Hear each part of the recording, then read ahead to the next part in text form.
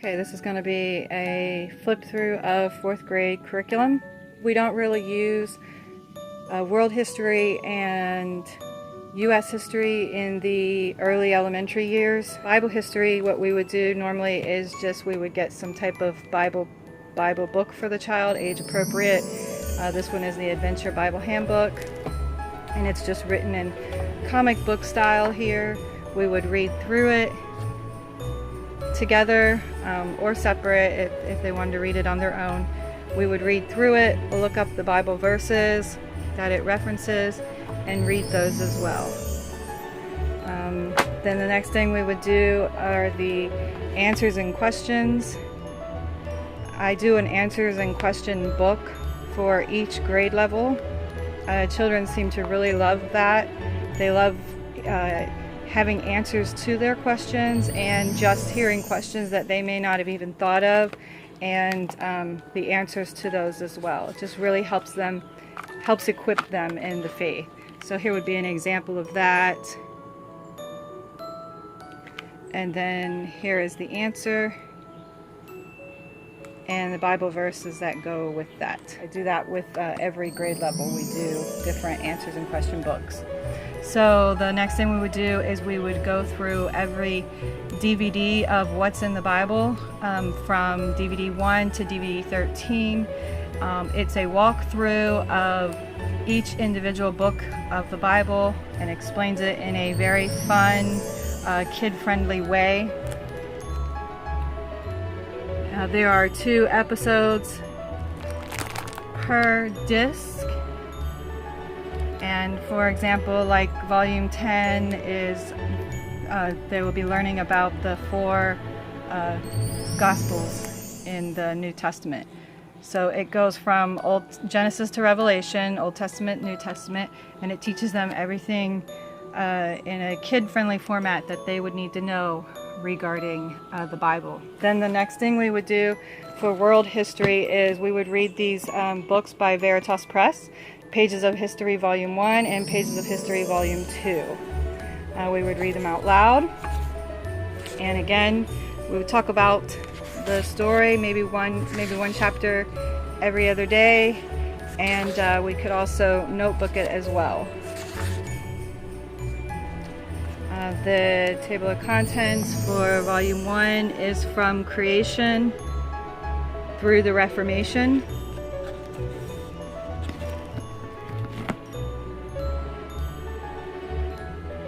And then for Volume 2 is table of contents here from 1557, so the 16th century, to right about 9/11. So from the 16th century to present day.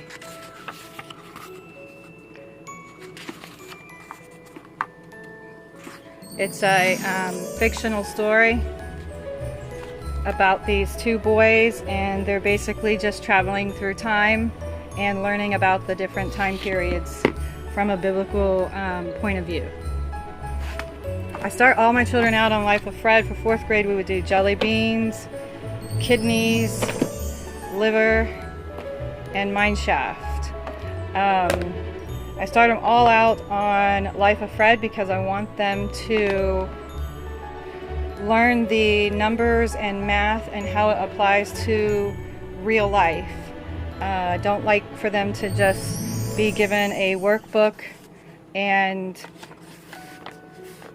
with a bunch of numbers and signs and symbols on the page that they need to learn to add, subtract, multiply, divide, and there might be a couple of word problems at the end that may or may not apply to real life. Everything they learn in math, I want them to see how it actually applies to their life, so that they know why they're learning math and what they can do with math. So I do have all of the Life of Fred books from apples through geometry. And what I also do is, as a backup, just in case, I have all of the teaching textbooks on CD from 3rd grade through Algebra 2 because my children have kind of gone back and forth. I always start them out on Life of Fred, and we stay on Life of Fred unless they get bored of it, or maybe they're not grasping a certain concept, and I might bring in the teaching textbooks as reinforcement, or there might just be a busy time period in our lives where I can't sit down with them on each individual subject, each individual chapter in the Life of Fred, and do that with them.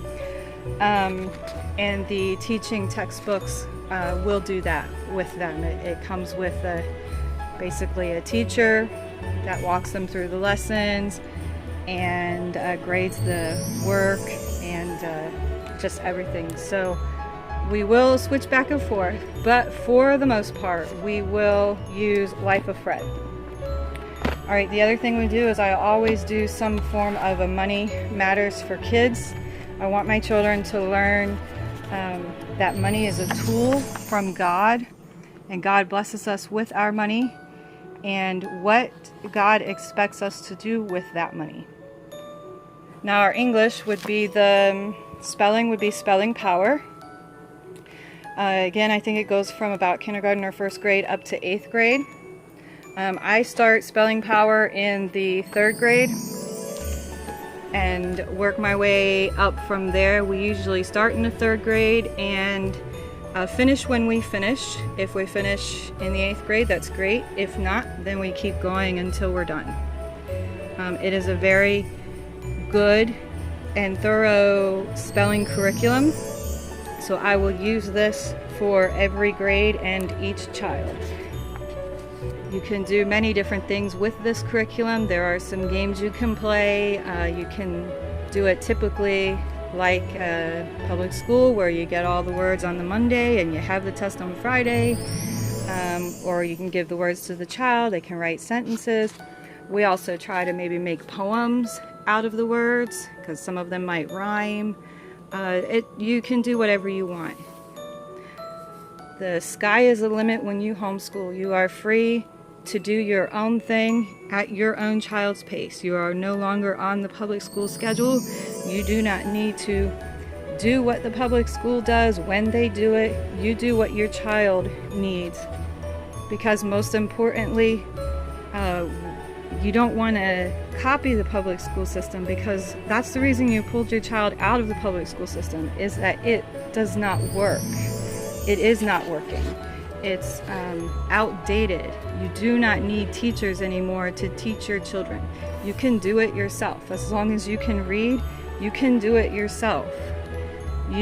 All the curriculum is now designed in a way to where you can teach them yourself. A lot of curriculum comes with DVDs of teachers. A lot of it's self-grading. You don't need a teaching degree or a high school diploma. All you need is the desire to give your child a better education, and you can definitely give them a better education than the public school system. And you are the God-ordained teacher in their life. You have been teaching them from the time they were born until now. There's no need, just because our society says you should, there is absolutely no need for you to turn your child over to the public school system. You can give your child an extremely good education, if not better than any public school system, on a very limited budget as well. So this is the Essentials in Writing Grade 4. The first half of the curriculum covers grammar, language arts, parts of speech. The second half of the curriculum is essays. It teaches them how to write more so. So you would be writing paragraphs, writing essays, and things like that. This is a consumable notebook, but I do buy all non-consumable material because I am going to use it with all of my other children. So we notebook everything that we do.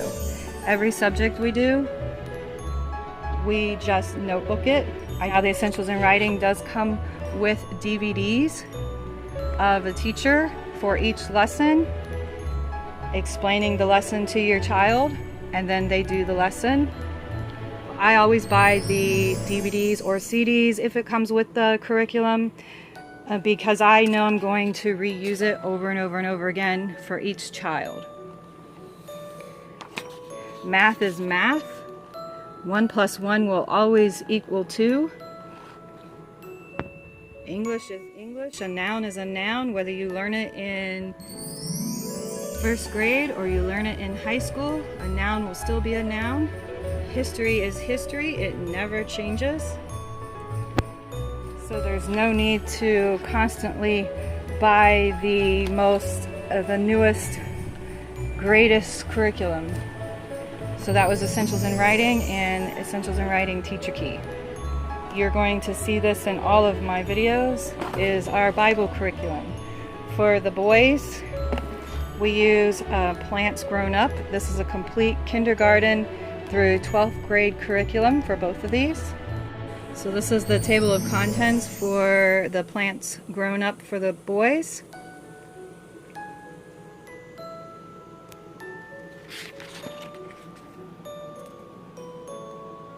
I don't buy new Bible curriculum each year. It's not necessary. This is a complete kindergarten through 12th grade curriculum. And all you need is this, a Bible, and a notebook for your child. This is Polished Cornerstones. This is for your daughters. And the table of contents here.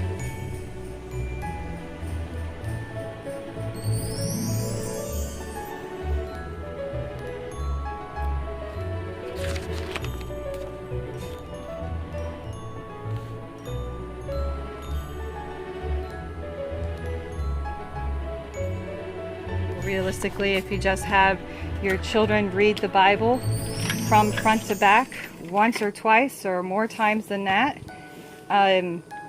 it says God's word never returns void. So just reading the Bible by itself, if you never bought a curriculum, would be more than sufficient for your child.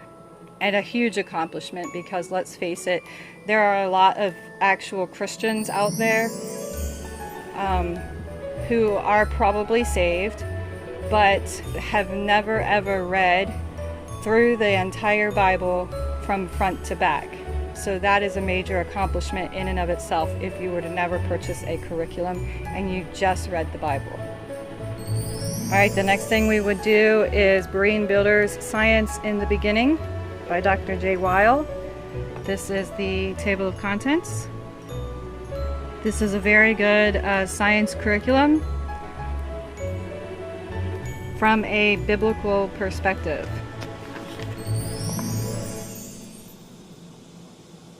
It covers each day of creation.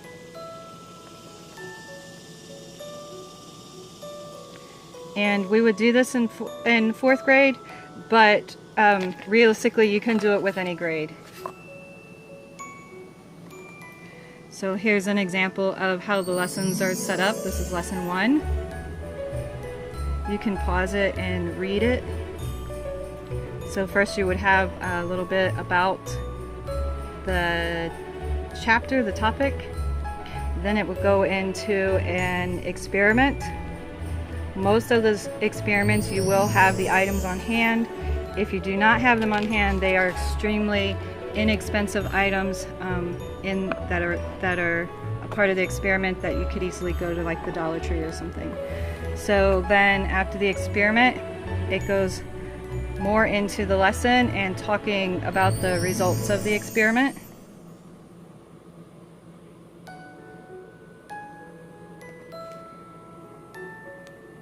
And then you have lesson review. Now the lesson review, if you have younger children, so for my 4th grader, I probably would stick with just the youngest students section in the questions. The older students would be around those middle grades. You would do this, and then If you are using it for older students, upper middle grades to the high school level, you would then do the oldest student section. So the lesson review covers all grade levels. We will go to lesson 50. Real quick, you can take a look at that. Just pause it. There's your experiment. And then the remainder of the lesson.